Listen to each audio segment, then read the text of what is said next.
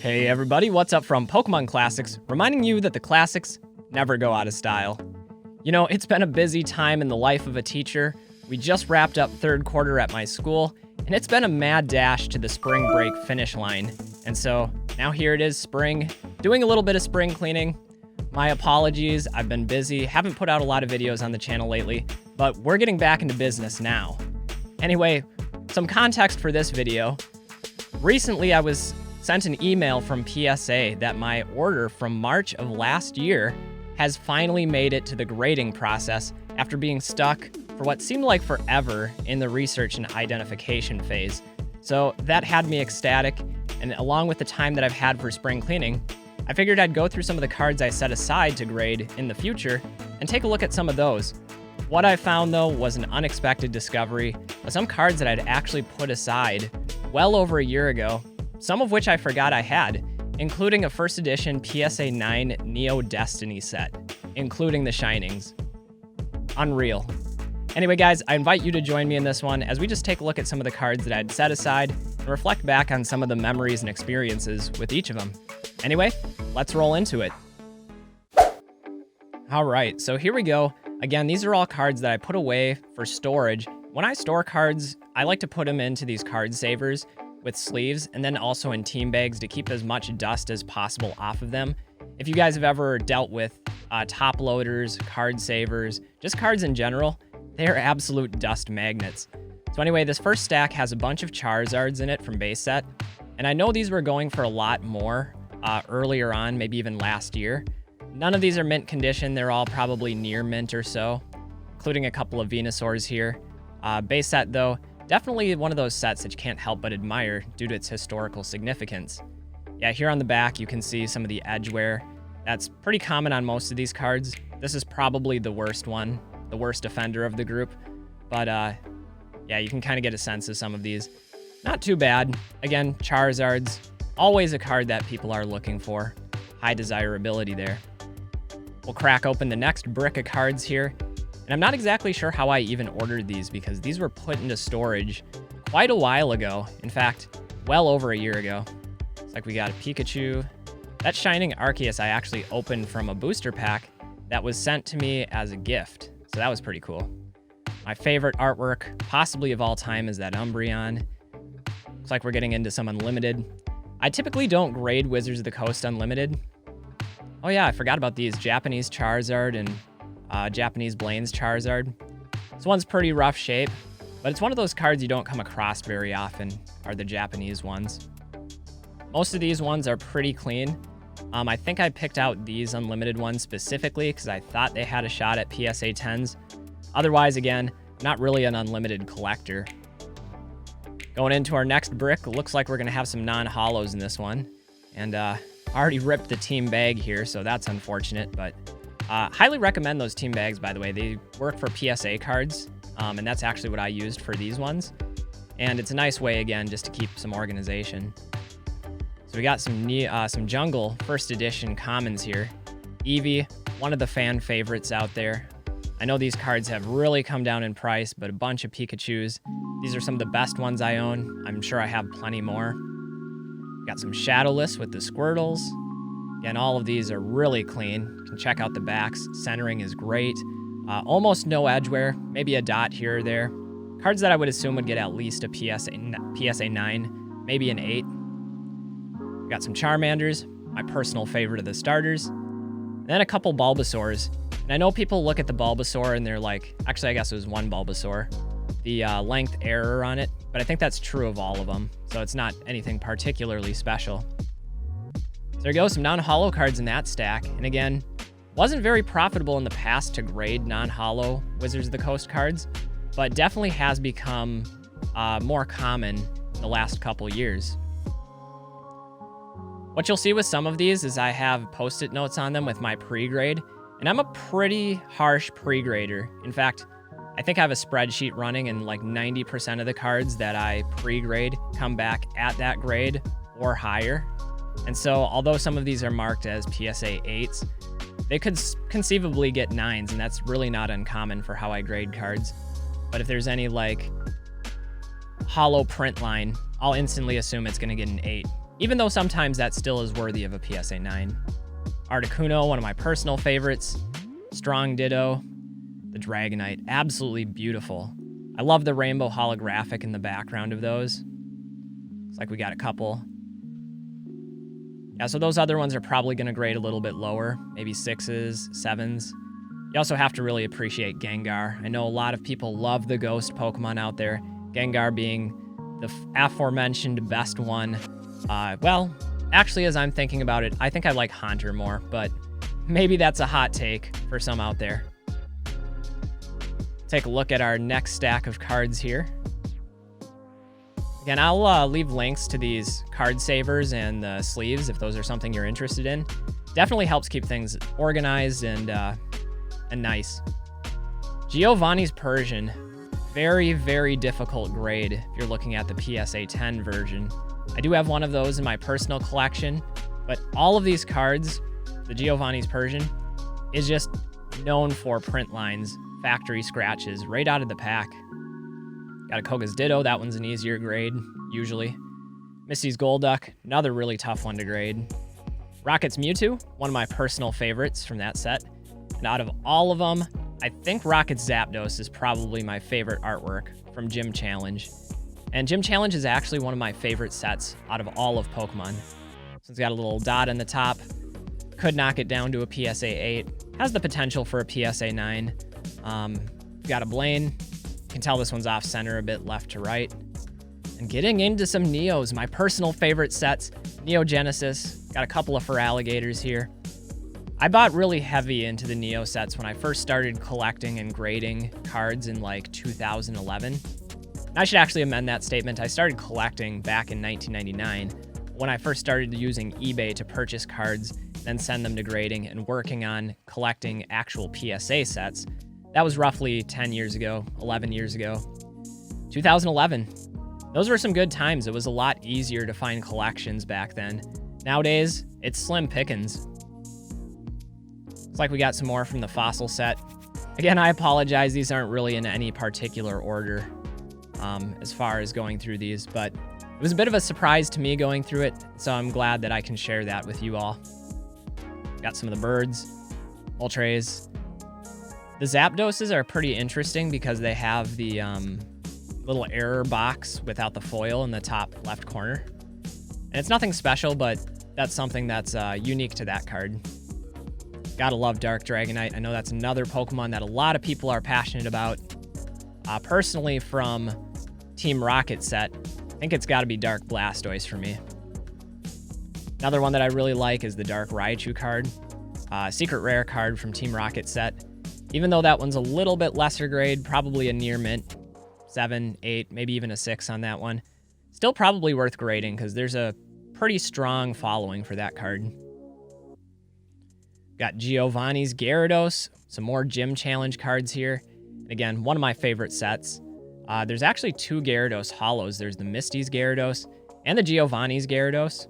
Out of the two, I think I like Giovanni's Gyarados more. All right, we'll take a look at our next stack. And I know this one features a card that I'm hesitant about grading, and every time I send a submission, I'm like, I'm gonna send it this time. And I just don't know how they're going to handle it, if they're actually going to grade this Error Haunter card. This one is very difficult to find. You can see it has this big ink smear on it. And usually you can find that more commonly on Hitmonlee, but on Haunter, it's very rare, very difficult to acquire. And this one's in really good shape. We've got an E3 Red Cheeks Pikachu, one of the first English Pokemon cards ever produced, distributed at the E3 convention in 1998. Really cool card, pretty expensive one if you can get it in a good grade. This one I'm expecting like maybe an 8 or a 9 on. We've got a couple birthday Pikachus. These are not the Evolutions reprint, but the original one. And each of these is probably PSA 8 territory, maybe PSA 9. I did notice some light foil scratching and print lines on it, but otherwise pretty good. Going back to base set earlier, we had the Charizards and the Venusaurs, but here we have a stack of some Blastoise cards. Again, none of these are flawless condition. I don't expect any PSA 10s on these Blastoises, but some of them, pretty good shape. All of them are roughly near mint or better, with a few that are maybe in excellent condition or light play. But again, cards that are pretty popular, those are ones that I'm going to take out and set aside. I already see an artwork on top that I really love. Talked about it earlier, but this is actually an unlimited variant of Dark Blastoise. Again, if it's unlimited, it probably has a shot at a 10. Otherwise, I wouldn't have pulled it, but we got the Blastoise, the Charizard, the Dragonite, 3 of the big ones from Team Rocket. Gym Heroes here is a set that doesn't get nearly as much love, and personally, it's not one of my favorite sets. There's still some really great cards in it.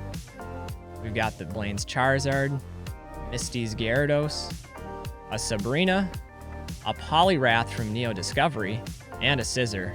I love this Scissor artwork. It's just like jumping right off the canvas, attacking the viewer. And I think that one's a pretty cool card. So again, some unexpected unlimited cards here. Those are generally ones that I just kind of toss into the box and forget about, or at least I used to when I was really heavy into buying collections. And it's just kind of nice to go back through some of these cards and reflect on them, which is what today is all about.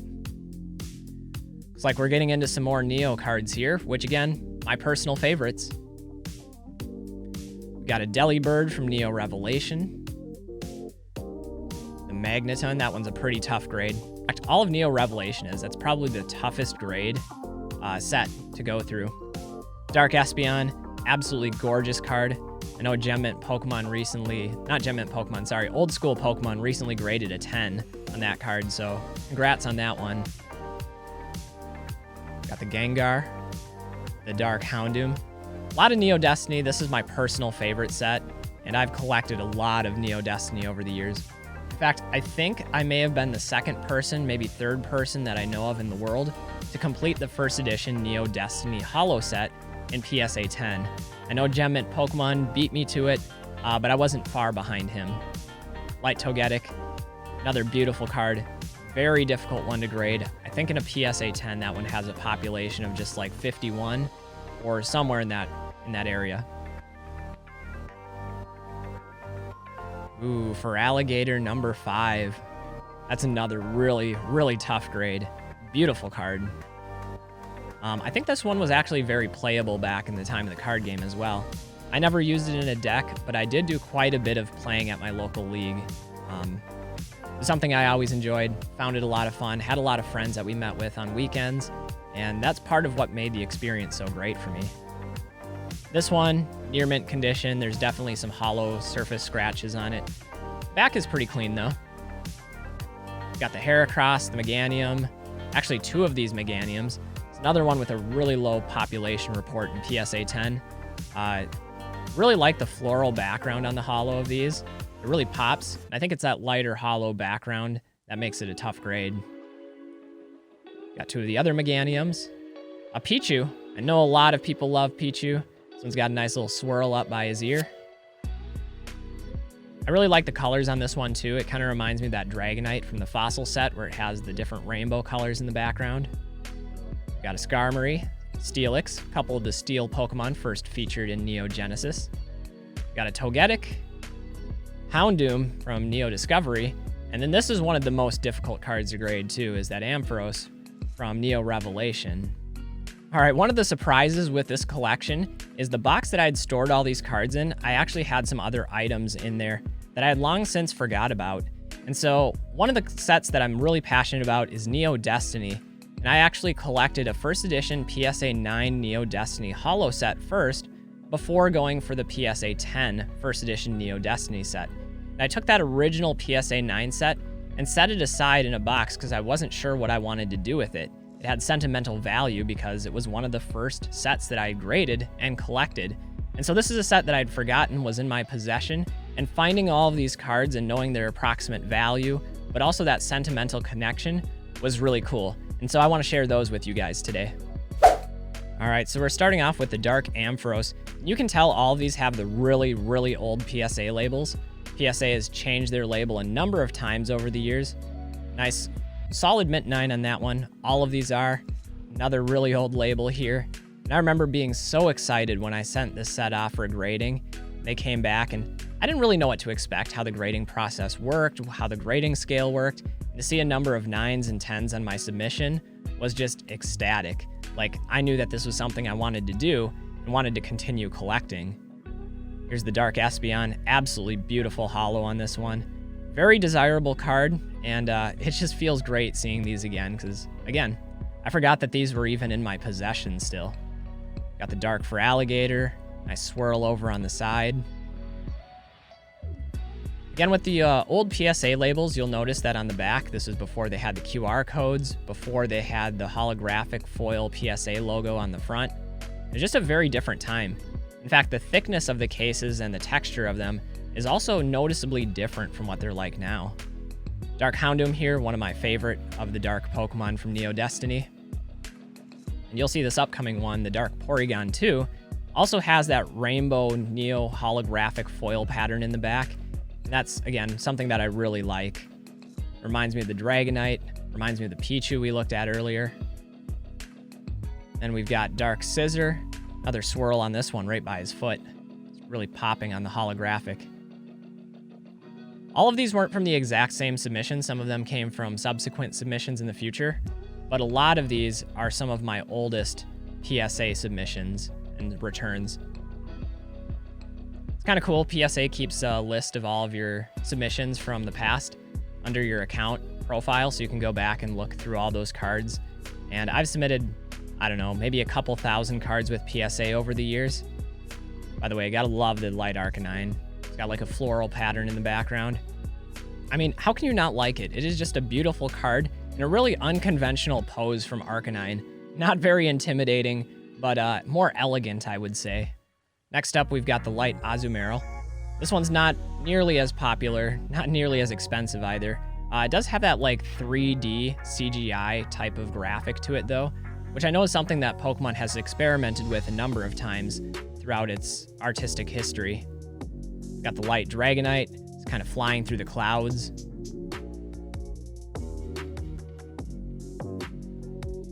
Then the Light Togetic. This one was a bit difficult for me to finally grade in a PSA 10. I think I went through maybe like 6 different ones from collections that were bought that I thought all had the potential for it, but those print lines are brutal when it comes to some WotC holo set cards. The Miracle Energy. So we got the regular holographics out of the way, but of course, it wouldn't be complete without the Shinings. So we got Shining Celebi, the first one, Mint 9. Slightly newer PSA label on some of these, and you can tell how the label has evolved a little bit even into this one, where it does have a barcode on the back. It's not the QR code that they had later, but it did have something different from the regular standard PSA emblem on the back. A little bit of history there for you about PSA logos. We got to take a moment here, though, to appreciate the PSA 9 First Edition Shining Charizard. This is one of the big cards from all of the Wizards of the Coast sets, and very fortunate to have several copies of that one in my collection. We got the Shining Kabutops, also with the slightly newer PSA label.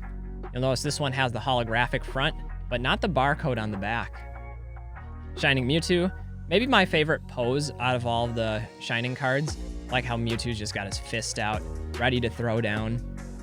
One that I don't think gets nearly enough love is the Shining Noctowl. And this card, I think, is actually the lowest population of the Shining cards in PSA 10.